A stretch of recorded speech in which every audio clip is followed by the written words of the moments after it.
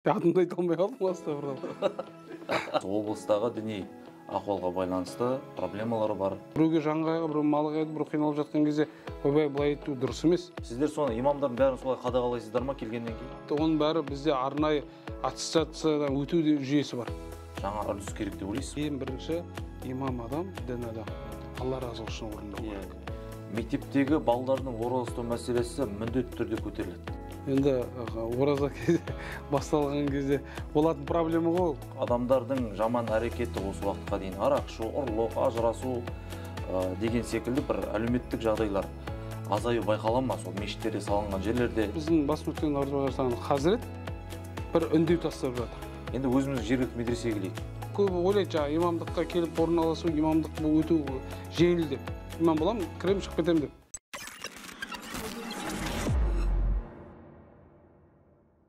Қайырлы күн, көрермендер. Міне бүгін кезекті ақшам подкастының түсірілімі.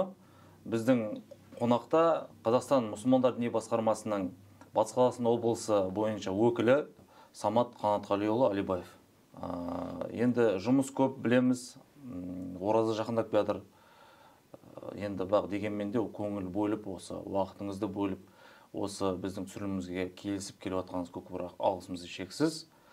Енді біз сізді шақырып жатқан себебіміз осы облыстағы діни ахуалға байланысты проблемалары бар. Сол бойынша бір әңгіме қозғайық деген ниетте. Қош келіп жатсыз. Рахмет. Көңіл күйіңіз қалай, жақсы ма? Жақсы. Керемет. Самат Қанатқалиұлы, енді жамағат, сіздің қайда дүниеге келдіңіз, жалпы қалай осы діни салаға келдіңіз, барлығын білу мүмкін. Жалпы ауам халық білмеу мүмкін, сондықтан өзіңіз бір қысқаша ғана айтып кетсеңіз, осы діни салаға қалай келдіңіз дегендей. Бисмиллахир-рахманир-рахим. Мәке рахмет, Алла разы болсын. Мынау Орал дін медиа деген керемет жоба ашып жатыр екенсіздер. Ол қазір нағыз жастарға керек бір мәліметтер. Енді сіз мен жаңағы қай жерде дүниеге келдіңіз, дін оқуына қалай түстіңіз деп сұрап жатырсыз. Мен жалпы осы Батыс Қазақстан облысы Ақжайық ауданы Жаңабұлақ ауылында туып өстім. Сол жердің мектебін бітірдім. Мектебін бітіргеннен кейін Орал медресе колледжіне оқуға түстім. Мектеп бітірісімен сол жерде Қызылға бітіріп, одан кейін Алматыдағы жаңағы шет тілдер университетінде дінтану мамандығын оқыдым. Оны бітіргеннен кейін педагогика, психология ғылымдарының магистрі дәрежесін алған болатынбыз. Жалпы енді осы дін саласында 2008 жылы сол жылдан бастап оқуға түсіп, 2011 жылдан бері сол орталық мешітте наиб имамдық қызметте болдық. Енді Алланың қалауымен былтыр 2020 жылы ақпан айында осы өңірге бас имамдық бір аманат қызмет тағайындаған болатын. Сол бір жылдың үстінде шықты, әйтеуір Алла разы болсын барымызша қызмет қылып жатырған жайымыз бар. Жақсы, керемет. Самат Қанатқалиұлы, енді жалпы бірталай жыл осы Батыс Қазақстан облысының орталық мешітінің наиб имамы қызметін атқарып келдіңіз. Ол да үлкен жүк жалпы. Бірақ дегенмен де осы жақында ғана өзіңіз айтып отырсыз ғой, бас имамдық банаға тағайындалдым, бас имамдық. Енді қалай екен? Жалпы барлық жүк сізге түседі. Жалпы енді әрбір нәрсе өз бір ниетке байланысты ғой. Пайғамбарымыз Алланың оған игілігі мен салауаты мен сәлем болсын. Хадис шәрифінде айтады, иннамал аъмалу бинният, әрбір амал ниетке байланысты. Енді бұл қызмет аманат қой. Алланың алдында да, халықтың алдында да. Енді Алла үшін істеген нәрседе Алла тағала жеңілдігін, жақсысын, қайырын беріп қояды.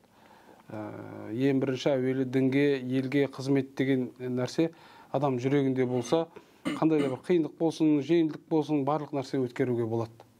Себебі бұл елдің қамы, елдің діні, осы жастар біздердің жаңағы бізге берілген аманат, қанша ата-бабамыз осы дінін аңса өтті, қанша ата-бабамыз осы жерін аңса өтті. Енді сондай бір ниетте қызмет қылып жатырмыз Алла үшін. Енді әрбір саланың өзінің бір қиындығы бар, жеңілдігі бар. Енді дінге қызмет деген нәрсе, енді бұл екі дүниеде енді Алланың алдында аманатпен бір абыроймен қызмет қылатын дүние ғой. Сондықтан мәке енді барымызша қызмет қылып жатырмыз. Алла үшін енді бағасын енді халық жамағат береді ғой, әлбетте. Әрине, әрбір жұмыстың өзінің қиындығы бар деп дұрыс айтып отырсыз. Жалпы енді ары қарай әңгімемізді өрбітейік. Жалпы мына қазіргі енді мына имамдардың проблемасы, жалпы имамдар жөнінде әңгіме айтылады да. Жалпы имамдардың өзінің әлеуметтік жағдайы, проблемасы, жақсы, қаладағы имамдардың жағдайы мүмкін шүкір болуы мүмкін, жақсы болуы мүмкін. Бір ауылдағы имамдар, аудандағы имамдардың жай-күйі туралы білгіміз келеді. Осы турасында айтып кетсеңіз, қазір ауылдағы имамдардың жай-күйлері қалай? Қай жерде мана кадр жетіспеушілігі байқалады дегендей. Осы турасында айтып кетсеңіз. Ол Қазақстан мұсылмандар дін басқармасының негізгі әрбір мешіттер жалпы филиал болып есептелінеді. Жаңағы біздің орталық мешіттен бастап. Енді қаладағы мешітте имамдар енді соның өзінде де кадр тапшылығы бар қалада да. Енді ауылдық мешіттерде қазіргі таңда бұл айтқан кезде басым көпшілігінде аудан имамдарының барлығы жоғарғы білімді қазіргі таңда. Енді былтыр Орал медресесінен 10 бала бітірді. 10 балада ауылдық жерлерге, аудандық орталықтарға, имамдық қызметтерге барған болатын. Әлбетте, ол кадрлық проблема бар, жоқ емес. Өйткені ауылға барып қызмет қылу, ауылда имамдық қылу деген бір оңай дүние емес. Бірақ дегенмен барып жатыр. Енді кейбір ауылдарда бар, қазіргі таңда бір 5-6 ауылда жетпей тұр. Бірақ ол жерде де мынау аудандық орталықтан барып қатынап, арнайы бір имамдар жұма намазын өткізіп тұрған жайт бар. Дегенмен биыл медресемізде Алла нәсіп етсе 18 бала бітіреді оқуды. Және Нұр Мүбарак университетінде де бітіреді. Сол жерден жаңағы медресен бітірген шәкірттерді, қазіргі шәкірт енді кейін сол бұйрықпен сол жерлерге тағайындау жоспарда бар. Мысалға алатын болсақ, Алғабас ауылы деп алайық. Мысалы Ақжайық ауданы Алғабас ауылында. Қазіргі таңда ол жерде имам тапшылығы бар. Бірақ сол жердің жұма намазын өткізуге сол жаңа медресен шәкірті бітіріп шыққанға дейін бір арнайы имам бекітіп қоямыз. Яғни ол барып сол жерде негізгі рәсімдерін өткізіп негізгі діни рәсімдер бар ғой, жаңағы жұма намазы деген сияқты, айт намазы, тарауих намаздар деген сияқты сондай рәсімдер атқарып тұрған имам бар. Бірақ ол ертең медресен баласы бітіріп шыққанға дейін ол сол жерде уақытша қызмет атқарып жатыр. Бірақ бұйрықпен, бас мүфти Наурызбай Тағанұлы Хазіреттің бұйрығымен өтеп жатқан жайы бар. Демек біз биыл Алла нәсіп етсе сол жетіспейтін өңірлерге сол толық имаммен толықтырамыз деп отырмыз. Бірақ бір айтып кететін нәрсе бар, мәке. Енді ауылға барған жерде біз енді ауылдық әкімдіктен өтінішіміз бар. Сол ауылдық немесе кәсіпкерлерден бір өтінішіміз бар. Сол ауылға барған дін қызметкеріне жәрдем берсе, қолдан келгенше көмектессе, жаңағы ойбай мынандай көмектесіп айтпаймыз. Дегенмен шамасы келгенше енді ауылдың діни мәселесіне жан ашып, барған имам дінге, халыққа қызмет қылады, оны өлімі бар, жетімі бар деген сияқты. Сондайларда енді барып бекітілген имам қызмет қылып тұрса, оған ауылдың бір жаңа халқы бірігіп бір жәрдемдессе деген ниеттеміз ғой. Мысалы, әрбір жігіт өзінің ауылын ойласа деген сияқты, әрбір кәсіпкер өзінің ауылына бір жақсылық қылса деген сияқты, сол имамға да сол тұрақты бір көмектесіп отырса деген өтінішіміз де бар.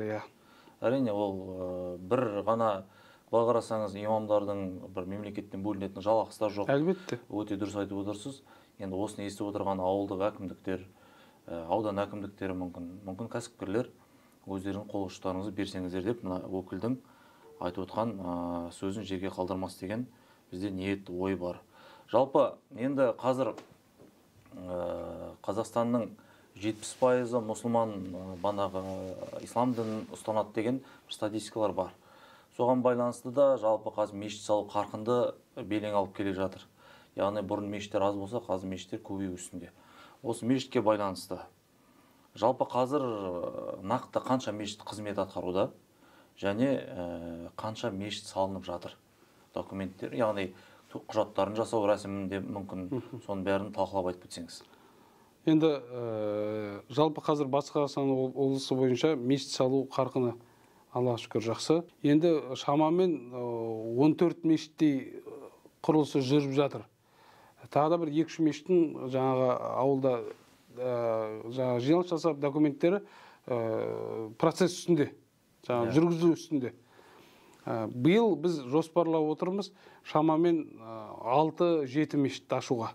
Мысалы, Орал қаласынан Деркөл кенті, Теректі аудандық орталық мешітін ашамыз ба деп отырмыз. Мысалы, қалада Зашаған кентіне мешіт салынып жатыр. Енді мешіт жақсы қарқынды жүріп жатыр. Енді мешіт салған азаматтарға да біз бір сәл өтінішіміз де бар, жаңа айтқандағыдай. Имамды тұрақты ұстап қалу үшін оны әлеуметтік жағдайына да бір көмектессе деп отырмыз. Қазіргі таңда 53 мешіт қызмет қылып жатыр қазір. Осы 1-2 ай төңірегінде осы оразаның ішінде 1-2 мешіт ашылады деп отырмыз. Оразадан кейін осы жылы жаңағы 5-6 мешіттің құрылысы бітеді деп жоспарлап отырмыз. Бұл мешіттердің барлығын жеке өзім барып көргенмін. Мешіт салынып жатқан, қарап, ол мешіт салған кезде мынау қойылатын мемлекеттік стандарттар болады. Біздің дін басқармадан қойылатын талаптары болады. Мешіттің құжаттары болады. Мешіттің ең бірінші бізге қойылып отырған талап, жалпы мешіт салып болғаннан кейін толық құжаттан өту керек. Яғни оны имамды бекіту үшін толық өзінің жаңағы рұқсат етілген мемлекеттік стандарттарға сай құжаттарын бәрін. Былтырдың өзінде біраз мешіттің құжаттары бітті, біразын бітірдік, толықтай бітірдік деп айтсақ та болады. Биыл да сол бірінші мешітті ашпастан бұрын мешіттің құжаттарын бітіріп барып қана барып ашамыз. Яғни заңды түрде солай болу керек. Муфтияттың балансына кіріп, балансына алыну керек. Сонда ғана барып мешіт ашамыз. Мүлкі болу керек. Қазақстанда өз заң қойылған, ашылған мешіттер муфтияттың балансына өту керек деген. Ол жердің имам тағайындау, басқа да нәрселер ол біздің муфтияттың құзырындағы дүние ғой. Рахмет көп. Жалпы қазіргі имамдардың әлеумет жағдайы деп жатырмыз. Енді осы мешіт салынып жатыр, имамдар банағы толықтырамыз деп жатырсыздар. Жалпы осындай сұрақ бар, халықтың арасында да қойылады кейбір. Жалпы осы мешіттер салынып жатыр. Сол ауылдарға бұрын мешіттерде болған жоқ. Қазір имамдар банағы барып жатыр. Сол ауылдағы бір жағымсыз әрекеттер, мешіт салынса, айтыру, имам келсе бір тоқтар деген ниет қой, ауылда да сондай ниет болады. Енді соған байланысты сұрақ, адамдардың жаман әрекеті осы уақытқа дейін арақ ішу, ұрлық, ажырасу деген секілді бір әлеуметтік жағдайлар азаю байқалады ма сол мешіттерде салынған жерлерде, және осыған байланысты талдау жүргізесіздер ме өздеріңізден, өкілдіктен? Мысалы, Мәке, жақында қасиетті Рамазан айы келе жатыр, Алла нәсіп етсе 11 наурызда басталады. Сол жерде біздің бас мүфти Наурызбай Хазірет бір үндеу тастап жатыр. Ол үндеуді бізде жалғасын таптырып айтқызып жатырмыз. Бұл үндеу мысалы Рамазан айында арақ сөрелеріне арақ сатпасын деп. Одан кейін қазір дінге жалпы жастар көп келіп жатыр. Жастар келіп жатыр. Әлбетте ол байқалады. Бірақ екінші жағда бар. Қазір неше түрлі, мысалы, жастардың арасында лудомания, игромания деген нәрселер пайда болған. Жалпы мынау дін сол нәрседен адамды қайтаруға шақырады. Мысалы, Алла тағала Құранда айтады, құмар ойын бұл арам нәрсе, жаңағы арақ арам нәрсе дейді. Демек, Құранда Алла тағала бір нәрсені тыйым салып отыр ма? Адам баласы содан тыйым салу, содан қашу керек. Егер қоймаса, Алла тағала адам баласына әртүрлі жағдаймен қойдыруы мүмкін. Дегенмен, біздің дін, одан кейін біздің жаңағы ата-бабаларымыздың салты дәстүрі бойынша ұлттық тәрбие деген нәрсе бар. Ата-анасын сыйлау, бауырларына құрмет ету, жалпы, мысалы, биылдың өзінде Қазақстан мұсылман Демасқа муфтияттың жанынан, мысалы, ислам және дәстүрлі құндылықтар деп қойды. Мысалы, біз енді Алла тағала қасиетті Құранда айтады, мен ұлттар мен ұлыстарға бөлдім деп. Мысалы, әрбір елде өзінің ұстанатын діні бар.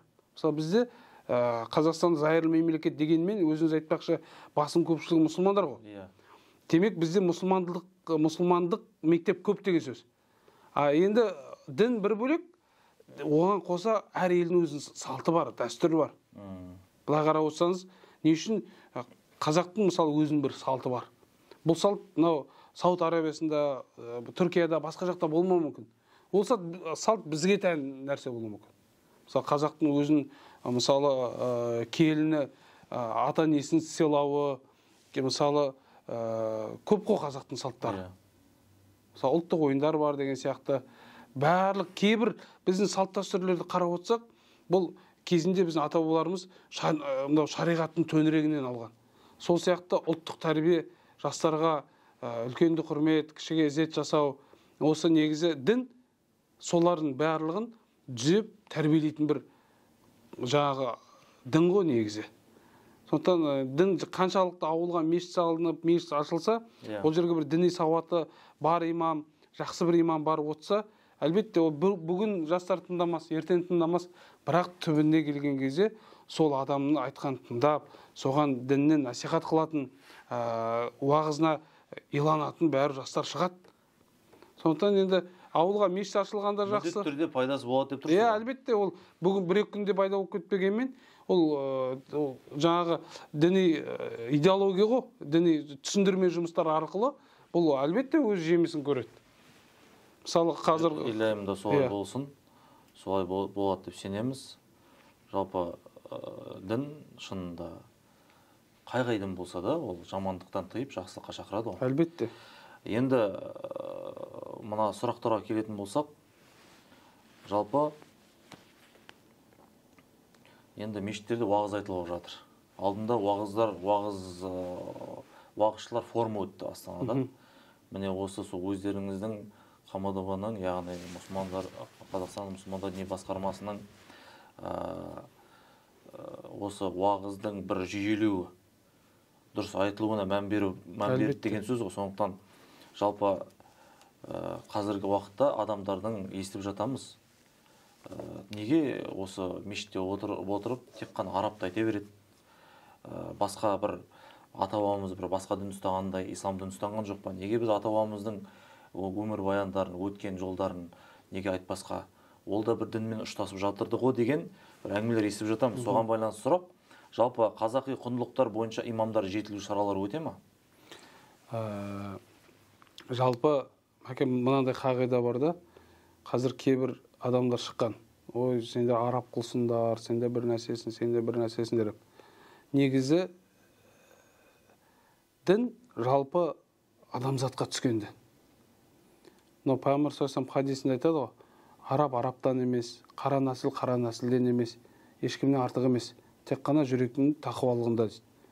Сондықтан мынау кейбіреулер ойлайды, ой, жаңағы ислам дінін ұстаса, намаз оқыса, мынау араб қылдар деп. Олай негізі түсінік дұрыс емес. Құран арабша түсті, барлық әлбетте оған ешкім дау жоқ. Дегенмен жаңа біз не үшін дәстүр деп алдық? Себебі ислам дініне дәстүрінде өзін бір ұстанатын, дін ешқашан дәстүрге қарсы шықпайды. Ғұрып деген түсінік бар шариғатта. Екеуін егіз ұғым. Екеуін егіз ұғыммен енді ұғыммен ұштастыра білеміз. Одан кейін жаңағы өзіңіз айтпақшы, бұл дін жаңа уағыз айту мәселесін жақында бізде құжат қабылдағанбыз. Уағыз айту мәдениеті жайында, тәртібі мен мәдениеті жайында. Бұл құжаттың негізі бұл құжатта жұма уағызы қалай өту керек, айт уағызы, жаңағы әрбір отырыстарда уағыз қалай болу керек, сол тәртіп қабылданды. Бірақ бір ғана нәрсені түсіну керек, мәке. Негізі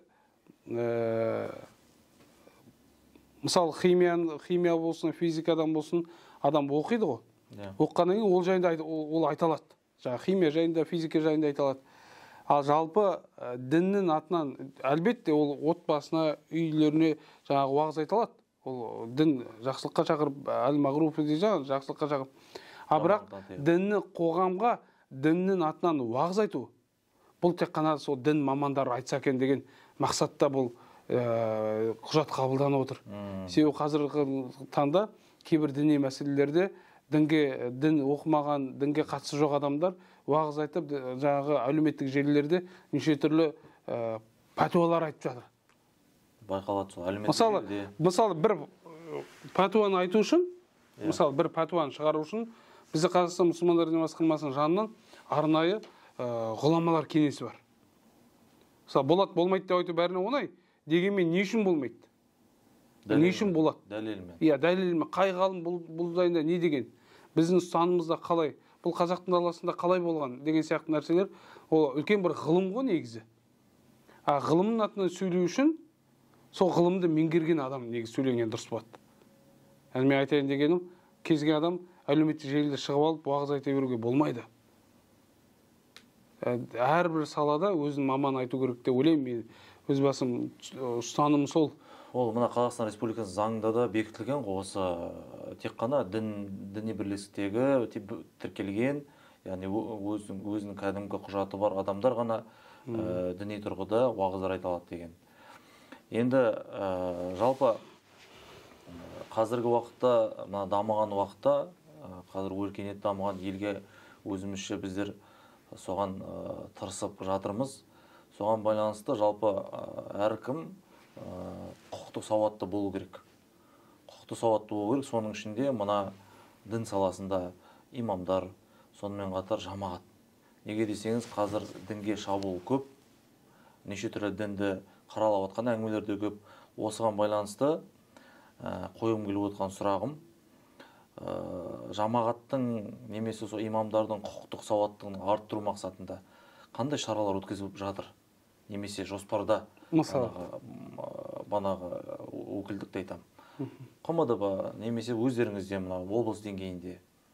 Мысалы құқықтық сауат деген енді сіз айтып отырғаныңыз мәке. Мен толықтырып айтып жібере қойын мына жерде. Былай ғой, мысалға құқықтық сауат болғанда, оның дініне бір сондай қатты сөздер айтып жатқанда үндемей отырып, отырмай, әркім өзінің құқығын қорғау үшін бір бар ғой, заң шеңберінде құқығын қорғау керек болады. Сол кезде осындай құқығын қорғау үшін осындай бір сабақтар немесе дәрістер, немесе бір шаралар өткізіле ме? Сол мен сұрағым.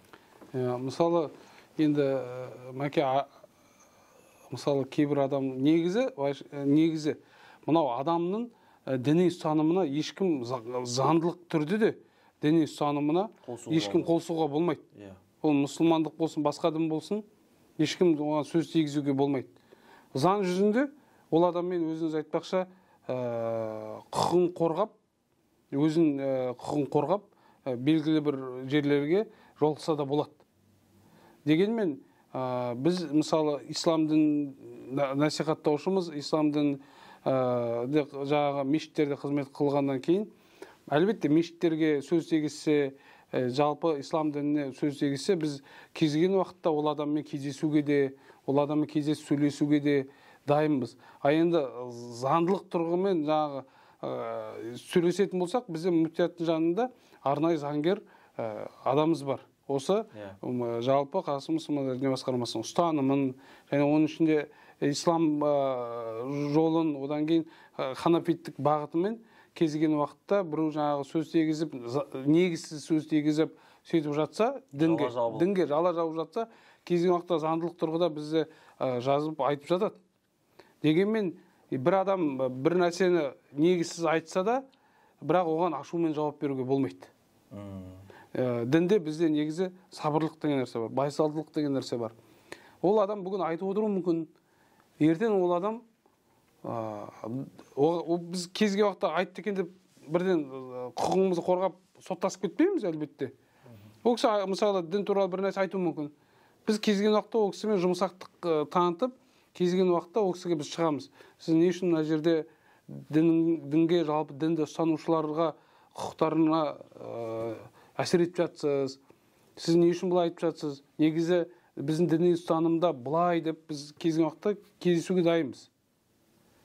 Бұлай енді заңдылық тұрғыдан енді әлбетте ол дегенмен біздің діннің өзі насихат қой.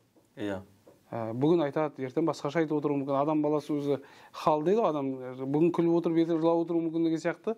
Енді кез келген нәрсе айтуы мүмкін. Бірақ ең бірінші біздің ұстанымымызда ол адам білместікпен айтуы мүмкін. Білместікпен. Көп рахмет. Енді ары қарай сұрақтарымызбен өрбітейік. Жалпы Рамазан айы келе жатыр. Бұл қасиетті ай мұсылмандар үшін. мектептегі балалардың ораза ұстау мәселесі міндетті түрде көтеріледі. Осы бойынша өкіл ретінде не айтар едіңіз? Қандай кеңес айтасыз? Енді ораза кезде басталған кезде болатын проблема ғой ол. Мұғалімдер шығып жатады бізге, көп жақтан айтып жатады. Енді шариғатымызда балиғат жасына толған балаға ораза ұстасын дейді, міндет етеді жалпы. Бірақ енді денсаулығына да қарау керек.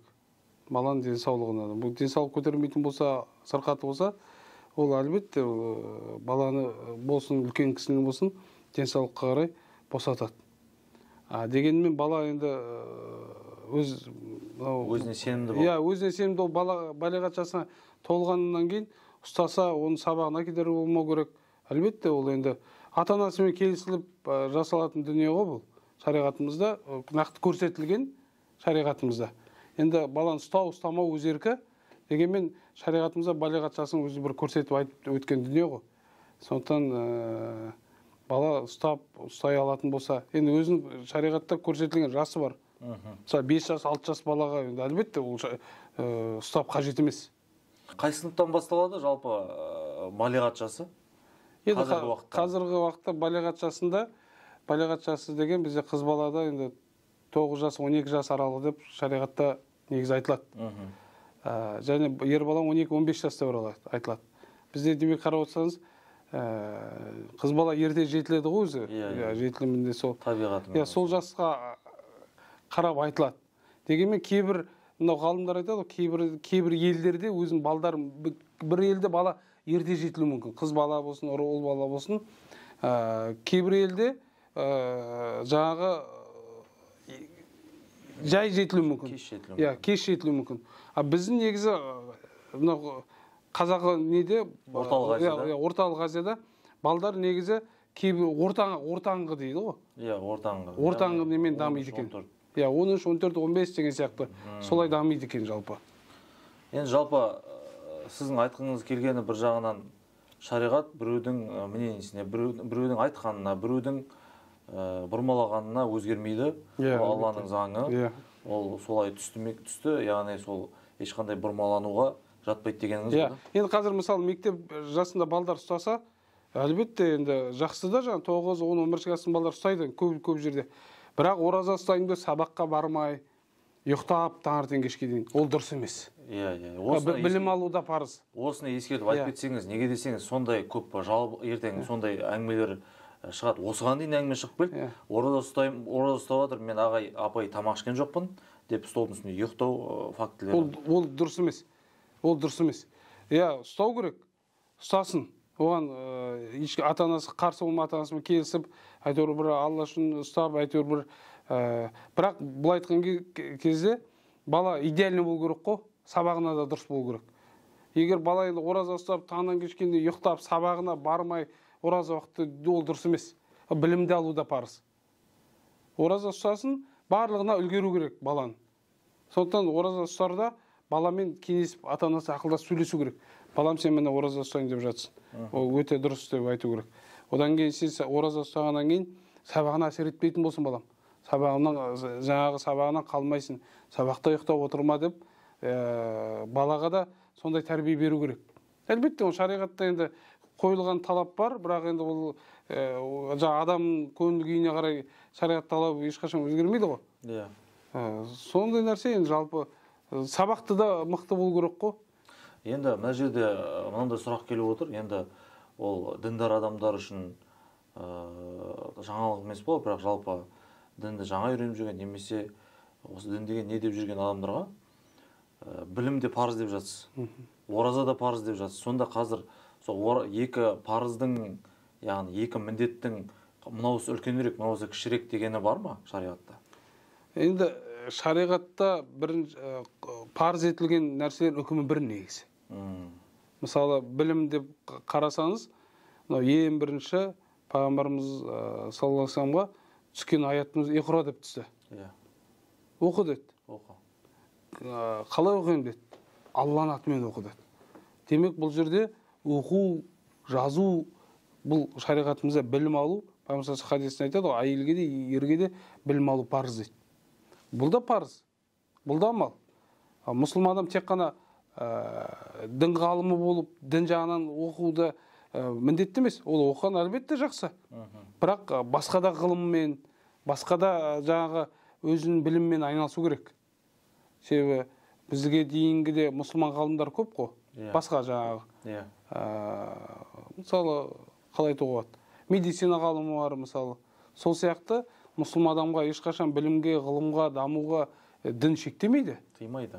Дін тыймайды. Дін керісінше оқыды білім артында діни білімде болуы мүмкін, неше түрлі ғылымда болуы мүмкін. Құлшылық қылу да парыз. Екеуін тең ұстаса, нұр үстіне нұр болады әлбетте. Көп рахмет. Бұл енді өте өзекті мәселе. Сондықтан арба сынбайтын, өгіз өлмейтін жағын әлбетте сіздерге өте қиын, білеміз, түсінеміз. Имамдықтың қиындықтарының бірі осы ғой. Яғни адамдардың көңіліне кейбір шариғаттық міндеттемелер кейбір адамдардың көңіліне шықпауы мүмкін. Соған байланысты жүк үлкен, сіздерде түсінеміз. Енді ары қарай сұрақтарымызды қоя келсек, жалпы қазіргі уақытта барлық мекемелер интерактив форматына көшті толықтай.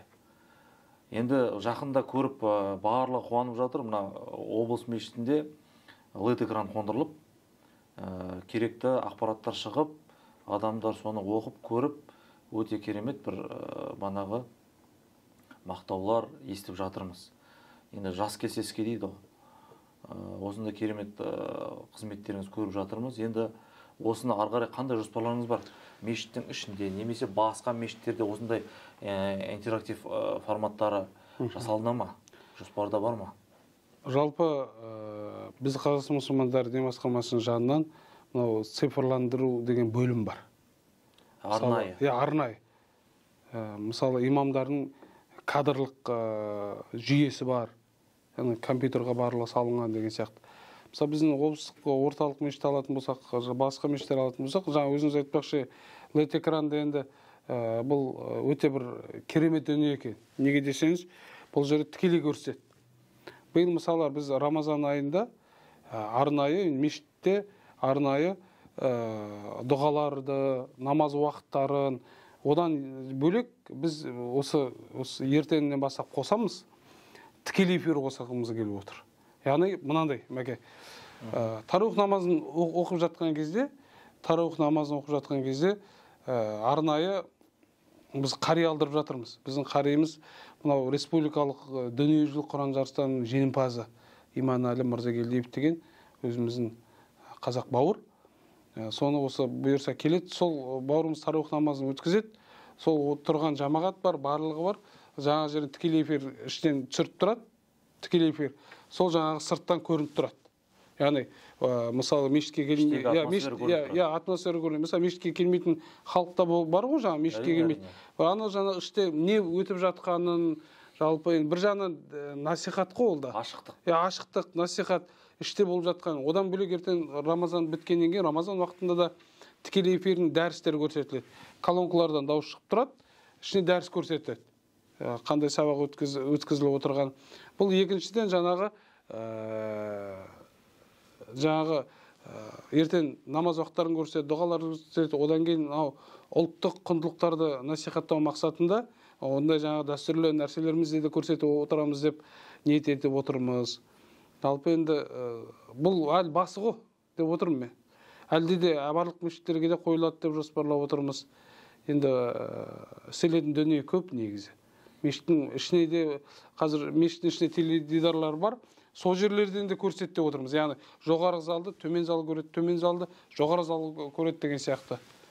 Жалпы сол енді. Мына жаңадан келген мешітке, жаңадан келіп намаз үйренгісі келген адамға да сол бір үнсіз видеолар жүріп жатса, өте керемет қой. Мысалға, дәстүрлі ханафи мазхабы бойынша жүріліп жатса, манағы деструктивті ағымдардың істемеу керек нәрселерін ескерту жүргізіп жатса, өте керемет, бастауыңыз керемет, ары қарай жалғасын тапсын. Самат Қанатқалиұлы. Мәке, мынандай нәрсе бар да, біздер жұма намазға келіп жүргенде көріп жүрсіздер ғой, біздер мынандай жүйе қойғанбыз. Құрмет жамағат дейміз, намаздың алдын, жұма намазын алдын. жаңадан намаз үйренуші жамағат болатын болса, жаңадан намаз үйренем деп мынау діни сұрақтары болатын болса, біз арнайы әр жұма сайын бір имамды бекітеміз. Барлық мешіттерде. Сол имам сол жерде бәрі жұма намазы біткен сол жерде қалады. Жаңағыда сол имамға жақындайды. Жаңа намаз үйренуші бір адам болатын болса, мысалы, имам мен мынандай сұрағым бар еді. Намазы былай оқысам қалай болады, мынандай сұрақ бар еді деп арнайы біз бір имамды бөліп әр жұма сайын сөйтіп отырамыз. Және күнделікті мешітке кезекші имам болады. Күнделікті сол жерге кіріп айналып қарап жүреді. Жаңадан намаз үйреніп жатқан адам болатын болса, соған жақындайды, барып айтады. Сен намаз жаңада үйреніп жүрсің бе?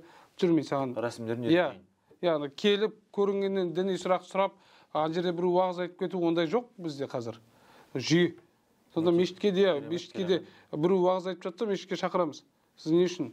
Яғни заңдылық түрде біздің діни басқарманың ережесі бойынша болмайды уағыз айтуға.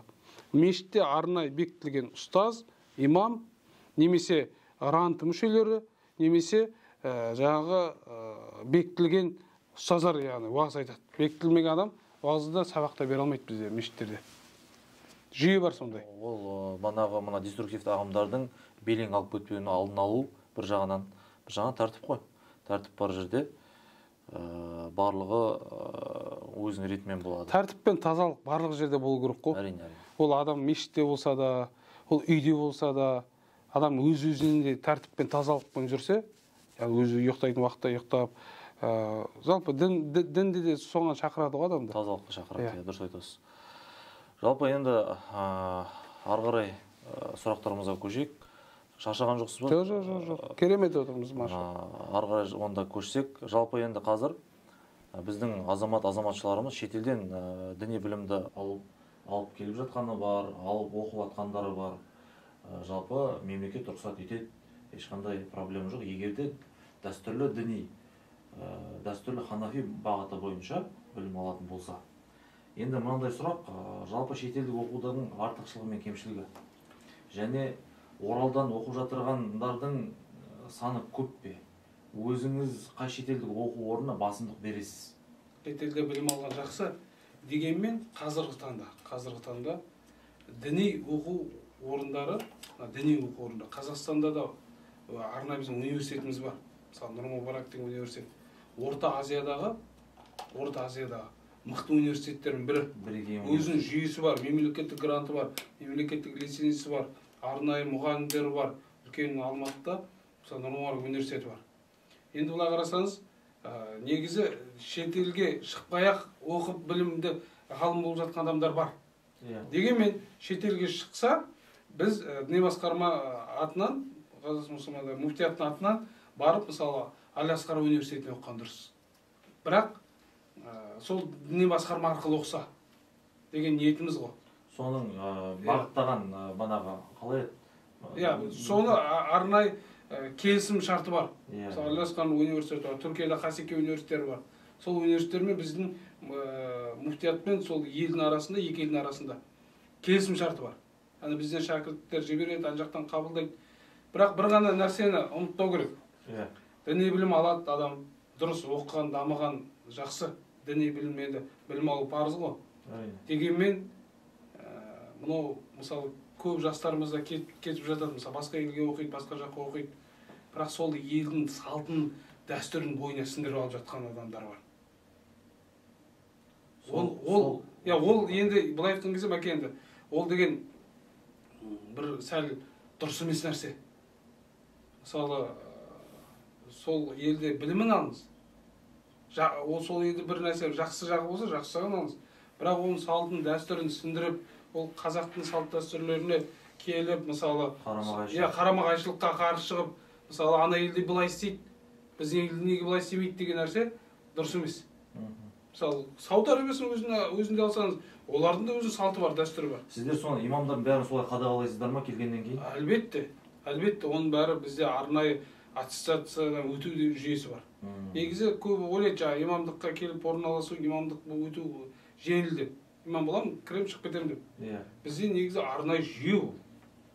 Яғни бірінші ханафи бағытында болу, одан кейін өзінің салттық, ұлттық құндылықтарын бойында табыла білу керек оны. Тек қана жаңағы басқа елде оқса да, басқа елдің салтын дәстүрін де насихаттау ол шарт емес.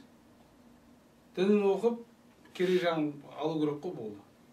Дұрыс айтасыз, бір жағынан осыны негізгі медреседен негізгі фундамент дейді ғой, негізгі білімін алып барып оқыса да, сол жақтың ғана білімін алып, керектісін алып ғана қайтады деген ақылыңыз ғой. Дұрыс айтасыз. Жалпы бұл өзекті мәселе, бұл мәселелер бойынша сол үшін қойып отырмын. Енді өзіміз жергілікті медресеге келейік. Жалпы медресеге модернизация, яғни жаңару үрдіс керек деп ойлайсыз ба? Егер де керек десеңіз, қандай жоспарларыңыз бар осы медресені заманауи бағытта бағыттау шаралары? Жалпы Орал медресе колледжі, қазір колледж деген статусы бар бізде. Бұл колледж, яғни документально мемлекеттік лицензиясы бар, және мемлекеттік кейбір гранттары бөлінген. Бұл колледжға өтудің өзі бұл даму деген сөз. Яғни заңдылық түрде мемлекеттік білім басқармаға өтіп, солар арқылы жүйе қою, және біздің өзіміздің не басқарма қойып жатқан жүйесін бірлестіріп жүргізудің оңай емес. Былтыр медресемізге директорлық қызметке бізде жаңағы шетелде оқыған Орал университетімізге сол медресенің түлегі Талғат Есқалиев деген ранты мүшесі, республикалық ақпарат насихаттау мүшесі, Батыс Қазақстаннан жалғыз шыққан азамат, сол жерде директор болып отыр. Ол жерде жөндеу жұмыстары бар, басқа да жүйелері қойылды қазір. Құдайға шүкір, цифрлық даму жүйесіне қазір біз толықтай өтіп жатырмыз. Яғни баланы барлығын цифрлық дамудың ішіне бәрі кіреді ғой. Компьютерлік жүйелері бар, балдардың жаңағы программалық білу керек деген қағидаттарын біз ұстанып, сол бағытта қойылған жүйемен біз қызмет қылып жатқан жайымыз бар. Жалпы осы медреседе зайырлы мемлекетпіз ғой біз. Зайырлық туралы, қазақи құндылықтар туралы сабақтар өтеді ғой? Әлбетте. Мысалы, медресенің жанында, медреседе көне жазу, көне кітаптарды оқу, және қазақ ойшылдарын оқыту туралы бізде арнайы дәрістер бар. Арнайы өтеді, дәрістер бар, кітапханамыз бар, кітапханамызда арнайы кітаптар бар. Сол жүйе бізде бар ол. Сол жүйемен қазір арнайы ұстаздар бар, имамдық қызметте жүрген ұстаздар да бар. Сол жерге барып дәріс оқып, дәрісін беріп отыр. Дұрыс өте. Жалпы шәкірттерді сіздер қалай шақыртасыздар? Мысалға, жарнама жасап, немесе бір мектептерге барып, осындай медресе бар, келіңіздер, егер ниеттеріңіз болса деген сияқты. Неге десеңіз, жалпы адамдарды стереотип қалыптасқан. Мынандай стереотип қалыптасқан. Тентек болса, бір қояншық болса, бір бұзықтау болса, барып осы баланы медресеге барып түзеу керек деген сияқты бір жақсы алғыр балдар емес, банағыдай бір тентек сондай балдарды бұрын ғой стереотип қалыптасқан сондай. Сондай стереотиптерді жою үшін бір білім басқармасымен бірге бірігіп, бір жарнамалап, бізде қазір осындай өзгерістер болды деген бір шаралар өткізіп жатсыздар ма? Әлбетте біз жарнамалаймыз, мешіттерде айтамыз. Және жастардың арасында бір-біріне таратылады дегенмен ауданында, ауылында имамдар жәрдемдеседі. Біз оларға айтамыз. Жақсы, рахмет, Самат Қанатқалиұлы. Енді жалпы мына жұма намазы, ораза кезде адамдар көп мешітке барып жатады. Бірақ дегенмен де тұрақты түрде діни рәсімді орындайтын азамат пен азаматшалардың саны бар ма? Облыс бойынша. Облыс бойынша бар. Тұрақты түрде, яғни 5 уақыт намаз, оразасын ұстап, тұрақты түрде сондай рәсімдер жасайтын. Яғни жұмада намаз оқып кететін, немесе оразада ораза ұстап, қалған уақытта орындамайтындар қоспағанда. Нақты сан жоқ та, шамамен білеміз ғой, шамамен. Облыс бойынша. Мешіттерге келген адамдар санын қарап шамамен. Мен ойлап отырмын, діни қызметкерлер сұрап жатқан шығар. Жоқ, жалпы жамағатты айтамын. Сонда есеп бар ма? Мысалға, жалпылама жамағат осынша дегендей. Шамамен бар. Шамамен. Шамамен есеп. Қанша шамамен облыста? Мысалы, біздің орталық мешітте орталық мешітке 3 мың адам келсе, ар жақта бір жұма намазға бір қанша адам деп айтуға болады? Бір 6 мыңдай деп келтіруге болады, 6 мыңдай. Одан көп емес енді. Мен аз да айту мүмкін, көп те айту мүмкін. Шамамен де мешіттің санына қарай, мысалы бізде мешіттің негізінде өзінде мысалы 1800 адам сыйымдылық болатын болса, оның жан-жағын бәрін қосасың, 1000 адам. Жаңағы 3800, 4000-дай емес. Қалалықтарда 500-600 адамда 500-600 қосқан кезде 6000 ар жақ бер жағы ғой. Жақсы, рахмет. Енді ары қарай сұрап кетейік. Қазір кейбір жаназаларды естіп жатамыз. Ол жасырын емес ешқандай. Бізге де кейбір осы дін мәселе зерттеу орталығына келіп жатады. Сол барған үйінің жағдайына қарап, жан-жағына қарап, сіздер енді осыншама бере аласыздар ғой, жағдайларың жақсы көрініп тұр үйлеріңізден деген кейбір молдалардың бір жағымсыз әңгімелерін естіп жатамыз. Осы бойынша өкілдік қандай шара қолданып жатсыздар? Осы шараның алдын алу мақсаты неге десеңіз, бұл жақсы әңгіме емес. Немесе осы әрбір діни рәсімдер бар, садақа беру бар, жаназа өткізу бар, соның бір төленетін жалақысын бір жүйелендіру, бір іздендіру жүріп жатыр ма жалпы? Жалпы енді мысалы енді жаңағыдай сырттан сондай бір жаназа өткізіп, молдалық құрып жүрген адамдар бар. Қалада жоқ емес бар. Бірақ кейбіреуінде бұйрықта жоқ, дипломда жоқ, оқуда жоқ. Оларға ескертіле ма? Әлбетте, оларға ескертіледі. Біз жақында семинар ұйымдастырып жатырмыз. Оларға бір күндік семинар емес, бір апталық оқу. Жаңа кім діни рәсімді шығарып, сондамен айналысып жүр. Әуелі оның діни сауаты болу керек. Діни рәсімді өткізетін адамның діни сауаты болу керек. Діни сауаты болмай, ниеті дұрыс болмаса, жаңағыдай әңгімелер пайда болады. Бізде діни рәсім өткізген кезде имам, бекітілген имам, ешқашан сен мынандай бер, сен мынандай бер деп баға қойылмайды. Ол дұрыс емес. Әрине. Ол дұрыс емес. Біреуге жанғайға, біреу малға, біреу қиналып жатқан кезде ойбай былай ету дұрыс емес. Тіпті ол бекітілген имамдар қатысты айтып отырмын мен. Енді молдалық құрып, жаңағы сондай бір жағымсыз бір нәрсе қалдырып жатса, біз олар шақырып айтамыз. Енді кейбіреу енді діни қызмет бізге діни қызметте болмағаннан кейін бағана қоймайды. Ондай да болады. Ондай да болады. Бірақ дегенмен шамамыз келгенше ескертіп, айтып, түсіндіріп отырамыз. Осыны бір жүйеге, бір іздендіруге бола ма? Осынша баға болады, услугасы. Мысалға, шынымен ол да қызмет қой былайша айтқанда. Болмайды. Ол болмайды да, ондай қарастырылмайды. Ол ең бірінші имам адам, дін адам. Алла разылығы үшін орындау. Енді ол сол отбасында имамға бір қайғы болып жатқан кезде мынандай бағада деген дұрыс емес. Ол біріншіден имам адамның жаназа оқуы міндетті. Енді ол имамға бір өздерінің бір атағаны, бір Алла разылығы үшін бір сыйлық ретінде көмектесіп жатса, ол енді ол өздері қарайды. Әрине. Бірақ жаңағы мынандай бағада бер, ол деген діни рәсім ғой. Діни рәсім болғаннан кейін, оны әуелі Алла үшін істейсің. Одан кейін сый сияпатын енді адамды өздері көреді ғой, өздері қарайды.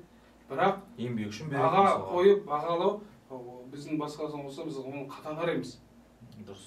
Егер дін қызметкерінің арасында сондай бір нәрсе болып жатса, қатаң ескерту керек. Тіпті қызметтен де кетіртуге дайынбыз.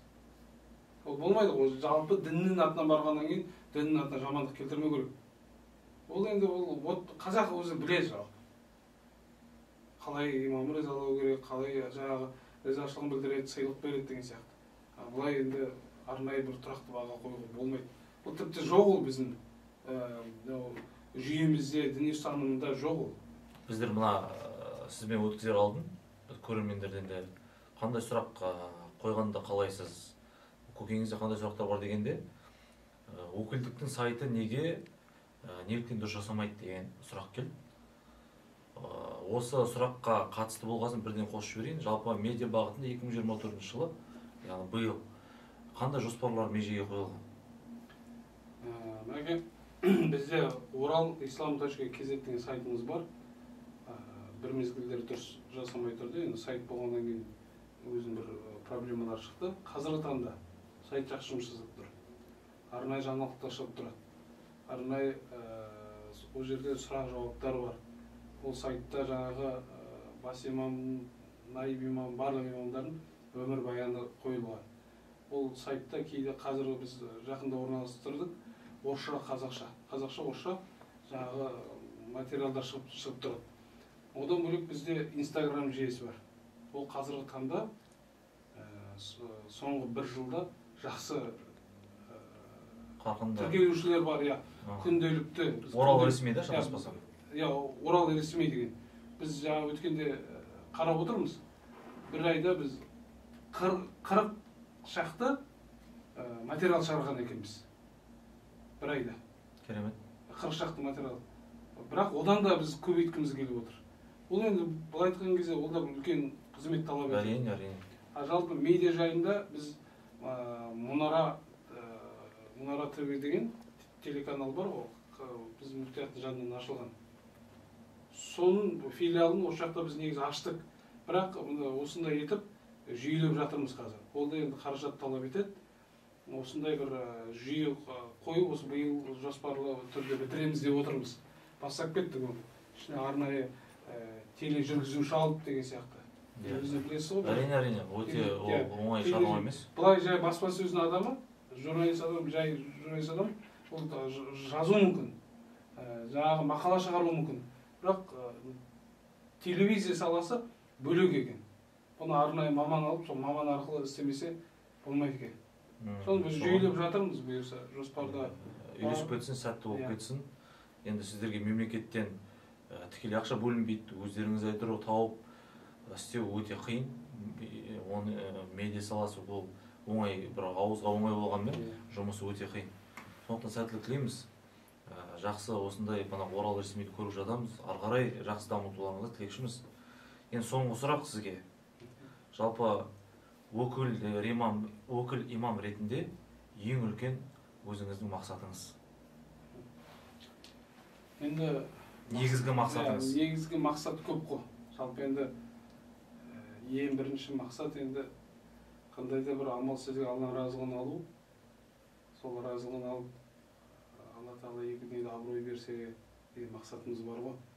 Енді бұлай қызмет жүйесіне келетін болсақ, енді мақсатымыз көп, жоспарларымыз да көп біздің алда. Осы діни адамдарға, мысалы, оның ішінде мына Батыс Қазақстан облысында көп адамға мынау діни бағытта дұрыс түсіндіріп өтсек деп.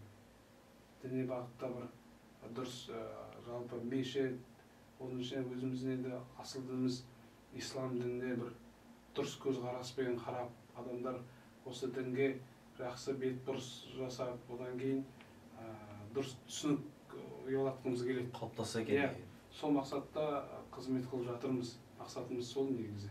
Әуелі Алла үшін, одан кейін халық бірлігі үшін. Негізі бірлік қой, халықтың ауыз бірлігі үшін қызмет қылып, сол бірлік, тату тәтті жамағаттың бірлігі үшін бір мақсат қойып жатырмыз. Сол үшін бір енді бұл жерде тек қана дін қызметкерлерін жаңағы қызмет қылғанмен біз халықты да бірлікке, ауызбіршілікке, сабырлыққа, сонда бір жақсы ізгі амалдар істеуге шақырамыз.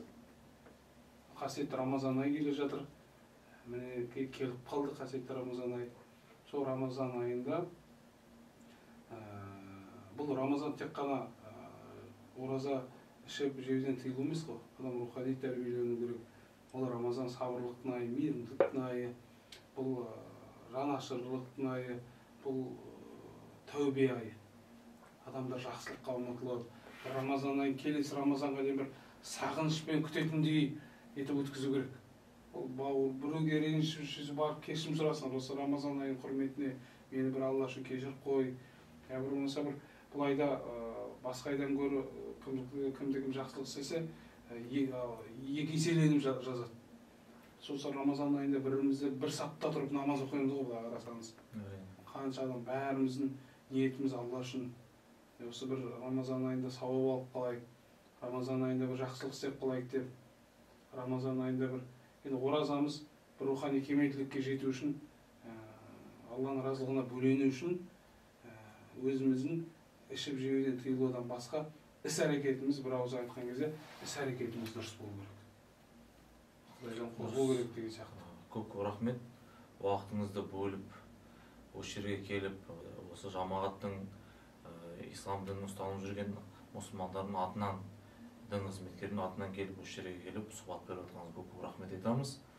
Жалпы біздің мақсат осы жердегі жалпы мына қазаққа жақын ислам дінінің қазіргі жағдайы, жай-күйі, имамдардың жай-күйі, соны көрсеткіміз келген, жақсы тұшымды жауаптар алдық деп ойлаймыз. Құрметті көрермендер, осымен біздің түсіріліміміз өз мәресіне жете келді. Осы айтқан әңгімелер мүмкін сіздерге бір өздеріңізге ой түйетіндей әңгіме айтқандай болатынбыз. Сондықтан ұнаса лайк басып, комментарий жазуларыңызды өтінеміз. Қош сау болыңыздар.